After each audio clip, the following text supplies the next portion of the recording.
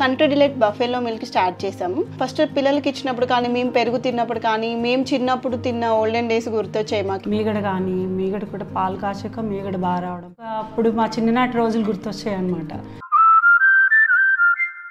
తెలంగాణ డీజీపీగా శివధర్ రెడ్డి బాధ్యతలు చేపట్టారు. ఈ సందర్భంగా మేము ఫాలో అయ్యేది ఖచ్చితంగా కాకి బుక్కే అంటూ ఆయన మాట్లాడారు సార్.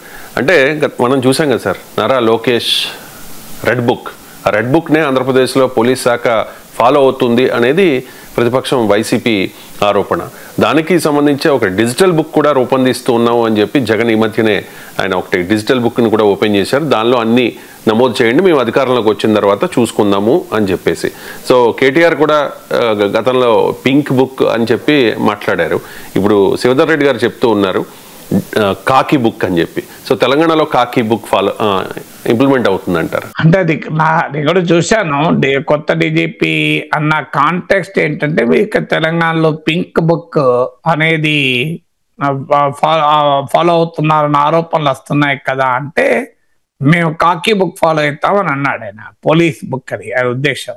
కానీ కాకి బుక్ ఫాలో కావడం కూడా కరెక్ట్ కాదు, కాన్స్టిట్యూషన్ బుక్ ఫాలో కావాలి. ఆయన అన్న కాంటెక్స్ట్ రీత్యా తప్పు కాదు, కానీ ఓవరాల్ గా చూసుకున్నప్పుడు ఫాలో కావాల్సింది కాకి బుక్లు కాదు, పోలీస్ రాజ్యం ఉండకూడదు కదా, అది ఇంకో మీనింగ్ కూడా వస్తుంది. అయితే శివధర్ రెడ్డి ఆ ఉద్దేశంతో అనలే, రాజకీయ కక్షలతో తీర్చుకుంటారా అనే కాంటెక్స్ట్ లో అన్నప్పుడు మేము రాజకీయ కక్షలు తీర్చుకోము, రూల్ బుక్ ను ఫాలో అవుతామని చెప్పేది. సో పోలీస్ ఆఫీసర్లకు కూడా చాలా అట్రాక్టివ్ గా రిప్లై ఇవ్వాలనుకున్నప్పుడు ఇలాంటి సమస్యలు వస్తాయి. సో ఆ రూల్ బుక్ ఫాలో అవుతారని ఆయన ఉద్దేశం, కాకి బుక్ ఫాలో అవుతారంటే. సో రూల్ బుక్ ఫాలో కావడంలో తప్పలేదు కదా. అంటే రాజకీయ కక్షలు ఉండవు, తెలంగాణ పోలీస్ చాలా ప్రొఫెషనల్ గా ఉంటుంది అని ఆయన చెప్పదలుచుకున్నది. కానీ కాకి బుక్ అనేది కూడా ట్రూ స్పిరిట్ తో గనక ఫాలో అయితే ప్రమాదకరమే. దేశంలో ప్రజాస్వామ్యంలో కాకి బుక్లు ఉండకూడదు, ఒకటే బుక్ ఉండాలి, కాన్స్టిట్యూషనల్ బుక్.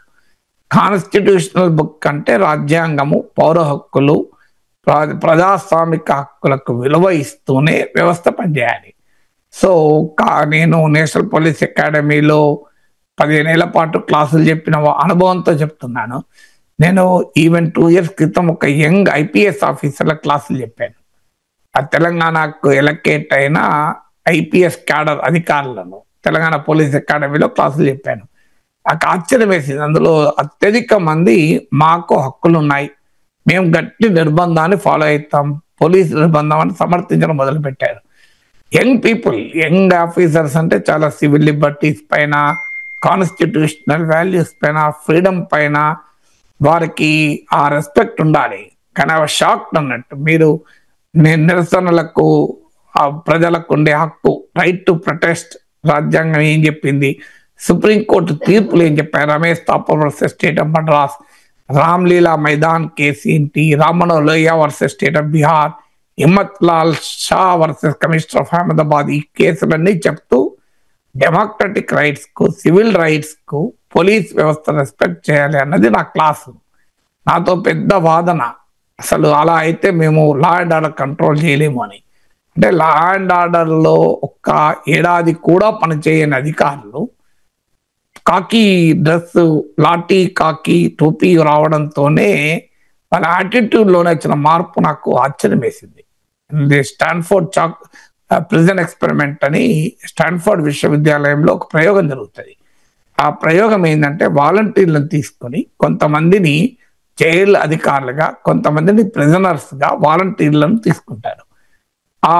ఆ ఎక్స్పెరిమెంట్ లో 6 రోజులు గడవచ్చే వరకు జైలు అధికారులుగా వచ్చిన వాలంటీర్స్ భయంకరంగా ప్రవర్తించడం, సాడిస్ట్ గా ప్రవర్తించడం, హింసించక తినడం, కాల్చుకు తినడం, వేధించడం మొదలు పెడతారు. అలాగే ఆ ప్రిజనర్స్ గా వచ్చిన వాళ్ళు రెస్ట్లెస్ అయిపోయి తిరగబడం మొదలు పెడతారు. సో అందువల్ల పరిస్థితుల కాంటెక్స్ట్ మనిషిని ఏ రకంగా మారుస్తాయి అన్నదానికి స్టాన్ఫోర్డ్ ప్రిజన్ ఎక్స్పెరిమెంట్ ఒక ఉదాహరణ. నాకు ఆ రోజు క్లాస్ చెప్పినప్పుడు ఈ స్టాన్ఫోర్డ్ ప్రిజన్ ఎక్స్పెరిమెంటే గుర్తొచ్చింది. కొత్తగా సివిల్ సర్వీసెస్ సెలెక్ట్ అయ్యి రాజ్యాంగము, కాన్స్టిట్యూషన్, ఈ వాల్యూస్ గురించి చదివి వచ్చిన యంగ్ ఆఫీసర్స్ కూడా ఒక్కసారి పోలీస్ అధికారిగా నియమించబడడంతోనే రాజ్యాంగము, పౌర హక్కులు ఇవన్నీ పక్కకు పోయి పోలీసులుగా మాకు మేము లాఠీ ప్రయోగించాల్సిందే, నిర్బంధం ప్రయోగించాల్సిందే అనే స్వభావాన్ని కలిగి ఉన్నారు. ఆ స్వభావం మంచిది కాదు. పోలీస్ అనేది ఖచ్చితంగా they are the visible arm of the state. రాజ్యాంగం వారికి ఆయుధాలను ఇచ్చి ప్రజల్ని నియంత్రించమని ఇచ్చారు. కానీ ప్రజాస్వామిక రాజ్యాంగ ప్రక్రియకు లోబడే జరగాలి. అందువల్ల శివధర్ రెడ్డి అన్న తప్పని నేను అంటలేదు. మళ్ళీ చెప్పేది ఖచ్చితంగా ఆయన కాకీ బుక్ అనే పదం వాడడంలో రూల్ బుక్ అని ఆయన ఉద్దేశం. ఎందుకంటే పింక్ బుక్ ఫాలో అవుతారట కదా అని విలేకరులు అడిగితే దానికి స్పందనగా ఆయన చెప్పింది. కానీ నేను ఈ వివరణ ఎందుకు ఇవ్వాల్సి వస్తుందంటే పోలీస్ బాస్ ఏ కాంటెక్స్ట్ లో అన్నది చూడకుండా కింది స్థాయి అధికారులు కాకీ బుక్ ఇంప్లిమెంట్ చేయడం మొదలు పెడితే తెలంగాణలో ప్రభుత్వం చెడ్డ పేరు వస్తుంది, ప్రజలు తిరగబడతారు. తెలంగాణ ఉద్యమాలకు నిలయం. అందువల్ల కాకీ బుక్ ఆ శివధర్ రెడ్డి గారు అన్న కాంటెక్స్ట్ వేరు, ఆయన రూల్ బుక్ అన్న కాంటెక్స్ట్ లో వాడాడు. అక్కడ ఆ కాంటెక్స్ట్ ప్రకారం చూస్తే pink book versus rule book అన్న కాంటెక్స్ట్ లో చూస్తే khaki book is a correct expression, తప్పేమి లేదు. కానీ అది దిగువ స్థాయి అధికారులకు ఇంకో రకంగా అర్థమై కాకీ బుక్ అంటే మా పోలీస్ చట్టాలని, పోలీస్ రాజ్యాన్ని అమలు చేస్తాం అనే భావన గనక తీసుకుంటే అది మంచిది కాదు. శివధర్ రెడ్డి ఉద్దేశం కూడా అదని నేను అనుకోను. నాకు పర్సనల్ గా కూడా తెలుసు, వ్యక్తిగతంగా కూడా బాగా సన్నిహితంగా పరిచయం. అందువల్ల is not such an officer. ఆయన ఇంటెలిజెన్స్ చీఫ్ గా ఉన్నప్పటి నుంచి తెలుసు నాకు. అందువల్ల ఆయన ఉద్దేశం అది కాదు. కానీ కింది వాళ్ళ తీసుకోకూడదు.